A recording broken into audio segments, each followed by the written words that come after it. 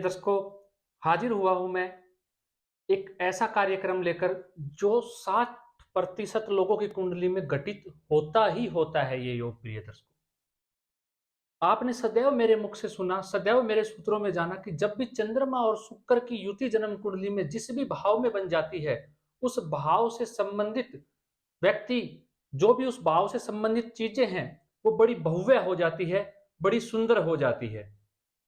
अगर चतुर्थ भाव में बनती है तो उसकी माता का स्वभाव बड़ा ही अद्भुत हो जाएगा, उसकी माता बड़ी अद्भुत हो जाएगी।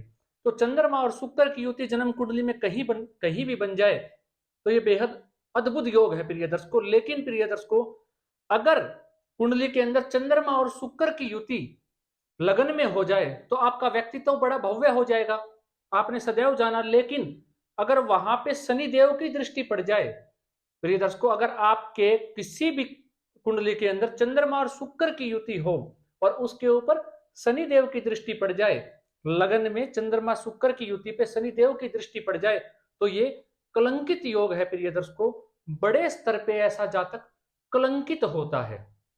मान सम्मान तो सब अर्जित करना चाहते हैं अपने जीवन में, लेकिन फिर भी प्रिय दर्शकों, 60% लोगों की कुंडली में यह योग मिल ही जाएगा आपको कि चंद्रमा और शुक्र की युति हो और उसके ऊपर शनि की दृष्टि पड़ जाए, तो ये कलंकित योग है। लगन के अंदर आ जाए तो ये योग बन जाए तो वही प्रिय दर्शकों, अगर चंद्रमा से एक घर आगे, जहां चंद्रमा बैठे हुए हैं आपकी जन्म कुंडली में, उससे एक घर आगे शनिदेव बैठ जाए तो भी ये कलंकित योग है। इसमें भी ऐसे जातक के ऊपर कलंक उसके जीवन में अवश्य लगता है। दूसरा प्रिय दर्शकों, अगर शुक्र से आगे वाले घर में शनिदेव जाके बैठ जाए तो भी ये कलंकित योग है, क्योंकि शनिदेव क्या है, बहुत धीमा चलते हैं, अपनी राशि को परिवर्तन करते हैं। लेकिन चंद्रमा और शुक्र जो है बहुत शीघ्र अपनी राशि को परिवर्तन करते हैं। इसीलिए 60% लोगों की कुंडली में यह योग आपको देखने को मिल ही जाएगा। अब उदाहरण से समझिएगा कि ऐसा क्यों होता है। चंद्रमा और शुक्र आपके व्यक्तित्व को बड़ा भव्य बना देंगे और उसके ऊपर शनि की दृष्टि पड़ जाना मतलब मानसिक अशांति, विष योग बन जाना। और शनि और शुक्र की युति आमने सामने होने से क्या हो जाता है, उसके व्यवहार में चेंज आ जाता है और ऐसे जातक के करेक्टर भी थोड़ा कमजोर हो जाता है शनि की दृष्टि पड़ जाने से।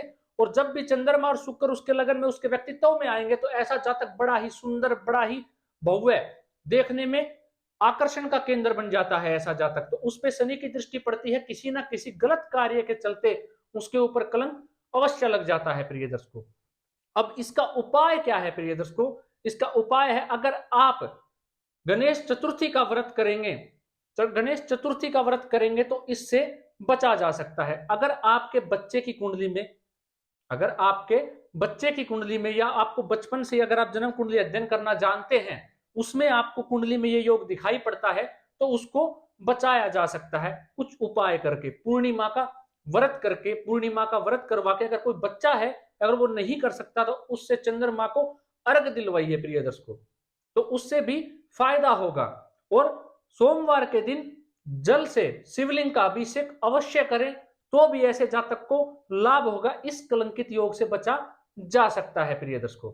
दूसरा, अगर ये जो योग है, अगर वृषभ लगन हो आपका या कर्क लगन हो, वृषभ लगन हो या कर्क लगन हो, उसमें चंद्र और शुक्र की युति बन जाए तो ये बेहद जबरदस्त कलंकित योग बन जाता है प्रिय दर्शकों। बड़े स्तर पे आपको कलंकित करवाता है।